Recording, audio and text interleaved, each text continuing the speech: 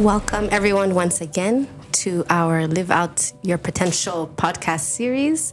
I am your co-host, Rose Niraneza, and I have a special guest with me today. And I'll let her introduce herself, but just briefly share your names. I'm here with Chantal Mudahogora, and she will share with us what she does, her expertise, and how she's linked with Solid Minds. So, Chantal, this is your time. You're most welcome. Thank you, Rose. It's a pleasure to be here. As you said, my name is Chantal Mudahogora. I'm one of the senior clinicians here. And it's my pleasure to be here. And this is an important topic. Yeah, thank you so much for being with us today.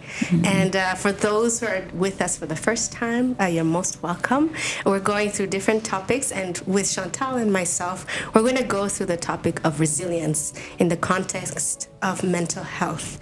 So, we've heard this term used quite frequently, but the reason why we wanted to talk about this topic in particular is because our previous topic was talking about grief, especially when we talk about death and loss in general, but we tend to look at grief mostly with the focus of death. But our co-host Clarisse and our guest at that time were looking at it in the context of students, and we wanted to do a follow-up to see how those two tend to be looked at side by side.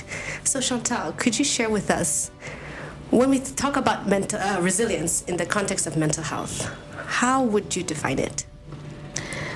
Wow, that's one of the hardest things to define resilience. There's something we call emotional resilience, actually, in the context of mental health. I'm going to talk about in general terms, and then I will probably allude to the context of scholars as well. In terms of resilience as a word, it has a meaning, but everyone defines this the way they understand it. So I will go to that. I will dissect it a little bit.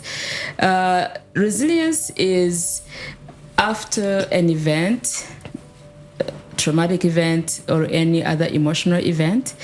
It's the capacity to be able to bounce back easily, and hopefully you are able to bounce back to and accept, adjust easily and quickly to the situation.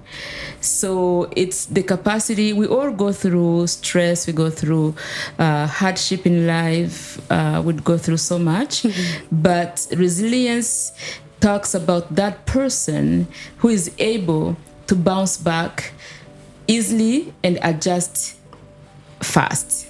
Now, there is a question here where people confuse resilience with some state of numbing their emotions or the state of just suppressing so you can move on, especially when you don't even have any other choice. Like in terms when you're talking about the grieving process, when you lose someone and they are gone, you went through all the grieving process until the acceptance. So now you have accepted that they are gone. Hopefully you are adjusting in a healthy way. You dealt with your emotions, you went through your anger, your guilt, all those stages of grief. Now you adjust easily to the new situation, to the new life without that person, the loving one. So that adjustment means you are adjusting emotionally, but you're not trying to avoid it, to suppress it, or you're not trying to numb yourself. Because even in our context, in Rwandan context, we know that we are resilient people.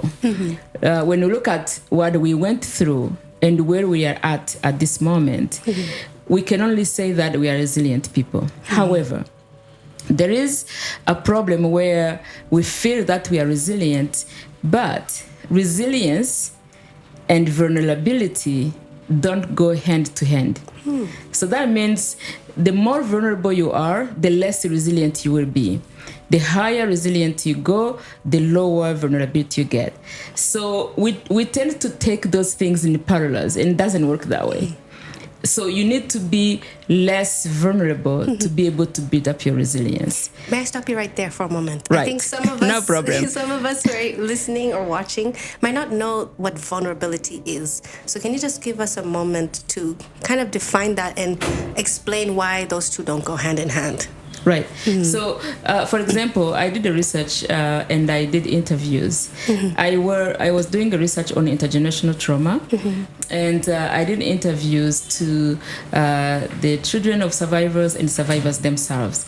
When I was interviewing these people, they would tell me that like I would ask some questions about how are you coping with the pain, with emotional pain, how were you able to move on and keep going, and then they will give you a paradoxical answer.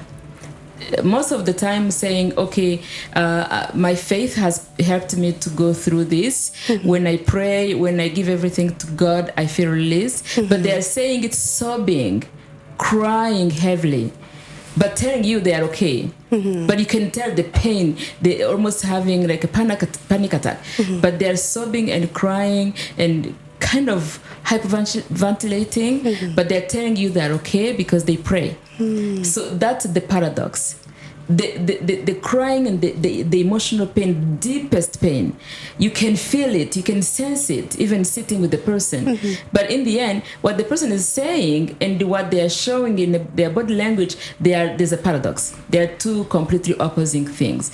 So as a clinician, or even as a regular person who is not in the profession, what do you take from that? Is the person really okay? But the person has a high level of vulnerability, but they're portraying image, or they're putting a face or a mask, so to speak, to show that they are okay, they can keep going. In the context of Rwanda, I cannot blame them. Did we really have any other choice? We did not have any other choice. We had to move on. If you survived, you survived. Life goes on, keep going. Even the stages of grieving we were talking about, I don't think we went through them. Some people haven't even started their grieving process. We still have people who tell you, okay, I cannot even go to the place where I survived because I'm not sure if I feel safe there. Exactly. So that means the person is still avoiding the place because they haven't accepted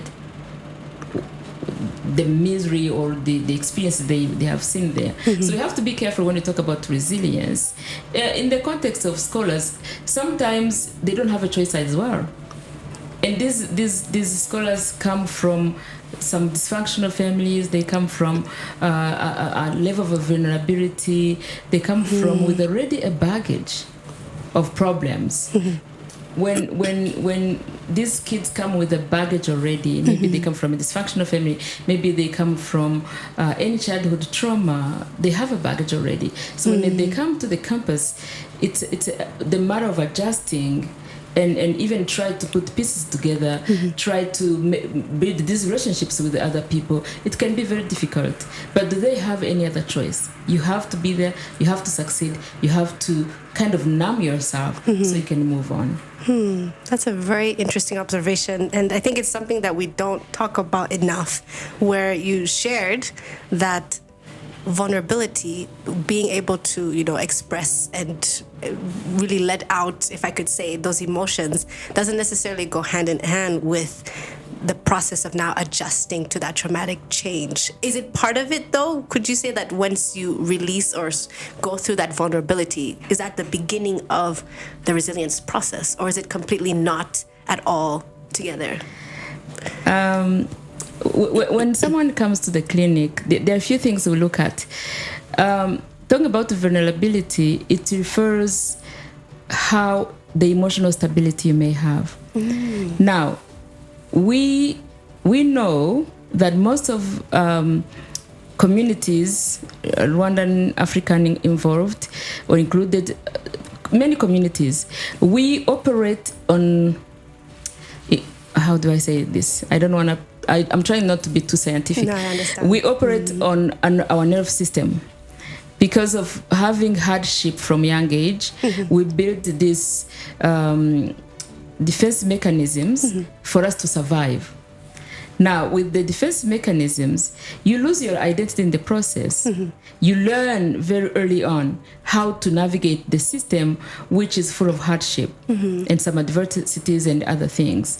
I was giving another talk the other day. There's a short video I shared on my X page, where I was talking about the presence of the parent at home at young age. When they're stressed out, obviously this kid will grow up in like trying to accumulate that stress, and then when they grow up, they grow up with a lot of defense mechanisms, so many layers for them to survive. Therefore, they have lost their identity in the shuffle. So we end up operating on our nerve system alone, and the nerve system is just one part of us. Now, it takes someone to go through healing process to be able to calm down the nerve system, which is always hyperactivated, to try to unleash the power from within, that person in us, which is very invisible. I'm talking about consciousness, I'm talking about your values, your intuition, your wisdom, or the person in us who is invisible. When your nerve system is pretty much affected and very, very traumatized, the consciousness gets suppressed. So you are operating on the side of you. But we need a holistic person to operate together, like a data flow. It goes from your thinking, your nerve system, to your consciousness, and the data flows.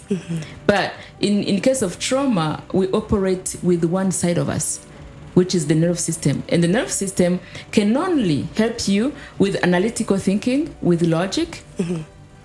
Everything else which is not logic, the nerve system gets lost.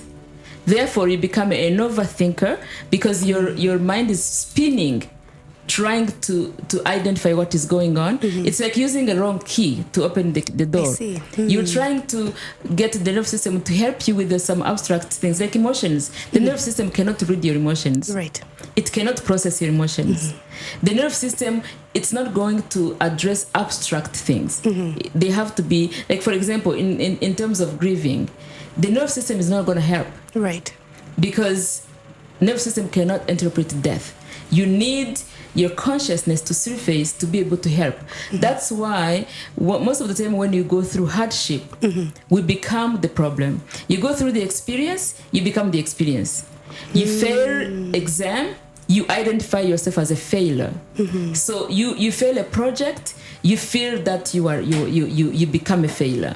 You don't remember that was one thing you failed, but there's so much things you have accomplished in the past. Right. Your nerve system shows you only what goes wrong because it has been affected and broken and so forth. Right. So I can go on and on. I know. But thank you so much for giving that. I think maybe to go back to how you defined resilience, you mentioned that it is the capacity to, you used the term bounce back, but I liked how you said adjust to the situation that may be traumatic or challenging overall. Or accepting it. So can you maybe help us to look at what that process can look like?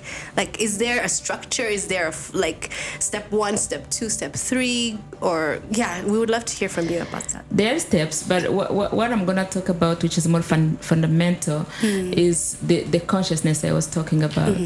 In the consciousness, we have the capacity to adjust.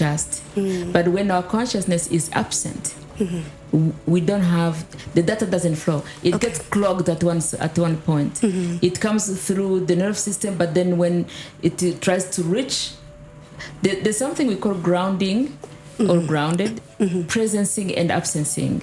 So when someone is absencing, I'm not going to go into this terminology. No, it's okay. When someone is absencing, they are operating only on the nerve system alone. Like the nerve system has taken them so far to the point where they have lost themselves. They cannot connect from within. You tune out all the time, but you don't tune in at all. That's why you see most of people are in trouble because they operate. It's like walking with a broken leg. You cannot walk properly. So you get traumatized, you get burnt out, you get depressed, you get all those kind of conditions, but then you have to keep going. keep pushing to the point where there's no more areas to push. So usually, if we are holistically integrated, we naturally have a capacity to auto-regulation. So whether it's emotionally, whether it's thinking-wise, whether it's whatever situation it could be, we have within our inner person, we have the capacity to auto-regulate. If this person is not auto-regulated and they go through hardship or through a bad experience or even through a traumatic event or experience, it's hard for them to bounce back if they did not get a professional help. Okay. That's why you see people trying to numb themselves. Maybe they use alcohol and other substance use because they don't know how to deal with this pain. Right. Now they need to chemically use some substance to numb it, to numb the emotions. But in the clinic, when you seek for professional help, it is okay not to be okay. It's okay to look for professional help. In mental health, it's one of the science. In psychology and psychiatry, it's two sciences that we don't have samples. When you come to the clinic, now we are trying something to test like saliva, to take tests to see if their blood work, to see if there is any chemical imbalance which can like be vitamin B12. There are other things we can look into. The thyroid, they can mess up your behaviors. So, but we don't have like a blood test to measure your dopamine, for example. We don't have to measure blood for someone who has bipolar disorder to know that you are very low on blood cells or whatever. We don't have those samples. Therefore, people don't realize that mental health is a science like any other science. If you are struggling mentally, it's no different from someone who have high blood pressure, who have diabetes. If you do have high blood pressure, have diabetes or any other heart disease, whatever, you still go to the doctor, you still take meds. If you have mental health issues, same thing. The brain is an organ. Like the way you have a heart, lung, your liver, your kidney, your stomach, the brain is another organ. So it's okay if you feel like you're not thinking straight, because one of the things when we don't have auto-regulation and we are not resilient, one of the things you start when you operate, like I was saying, on nerve system, you start losing your concentration, you start having memory loss, you start losing focus. Like all those things can be fixed. So for you to even go through the resilient process, you need to have auto-regulation. If you don't have an auto-regulation, you try to numb your emotions and your feelings to be able to function. So Does I it feel, make sense? yeah, it does. I think I really liked the frequent remarks you mentioned regarding how there is an emphasis of understanding how we like that certain traumatic or challenging emotion makes us feel, and once we don't actually start that process of seeing what is causing this and how that might affect us physically and emotionally, we then cannot go through that process of looking at it more holistically. And I think it's something that unfortunately a lot of our like people in our context, not just in Rwanda but Africa at all, Even global, it's not something that we look at. Where you mentioned the term auto-regulation, that essence of like when we can be able to basically go through and try to process the emotions from within. That's something that is not talked about enough. No. Or if anything, in our culture, they coach you how you can suppress them to the below level. Because they even think that having emotion or displaying emotion it's equal to being weak. It's a sign of weakness. The one thing I forgot to mention, maybe on a scientific side of it, when you go through this whole healing process, which involves therapy or type of therapies, sometimes we have to use medication. There's when I was talking about the clogging of the mind, the brain. There's a physical, biological effect which happens when you go through therapy. When things are overwhelming, when you are overwhelmed, the nerve system gets clogged. It cannot accumulate more information. Right. It gets overwhelmed. Essentially. So you need to create some molecular pathways, so the neurotransmitters can continue to function, can have a space to function. Otherwise, the neurotransmitters are trying to send a message, but the mind is way too overwhelmed. The neuroreceptors are not receiving the message. So essentially, the brain cannot continue to send connections to the body once that is figured out, once the blockage is removed. Therapy to create those molecular pathways. That way you have that autoregulation by naturally it comes back to you. Yes. That's interesting. Maybe my challenge or my question is, let's say in the case of someone who is going through that difficulty of processing those difficult emotions, but let's say in this case the person doesn't feel ready to go to a professional.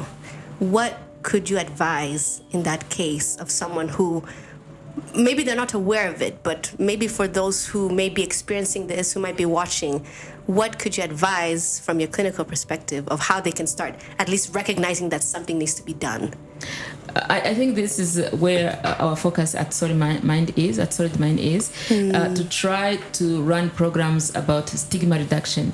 Okay. It's not because you don't know, it's because sometimes you may not know, but it's mostly the stigma. Okay. Because when someone talks about mental health, it becomes, they feel like it's a psych hospital, like Ndera. Right. Like everyone, even the clinic, when you try to refer someone to a psychiatrist to say, hey, look, your depression is really severe, so you're not sleeping, you're not eating, you have all these symptoms, you have anxiety attacks, you need medication, you need a mild antidepressant. Some people jump. Now with the new generation, they are starting to understand that they need treatment, but the older generation, they always jump off the hook. Right. Do you think that I'm crazy? But that's not what it is. Right. The brain has brain chemicals, which sometimes they work the way they want to work. If they get messy because you've been in pain for so long. And this is something I want to highlight for our viewers, because most of the time when we have a traumatic event, it may not be the first one in our lives. Maybe we even had childhood trauma. Now, it adds on to the pain.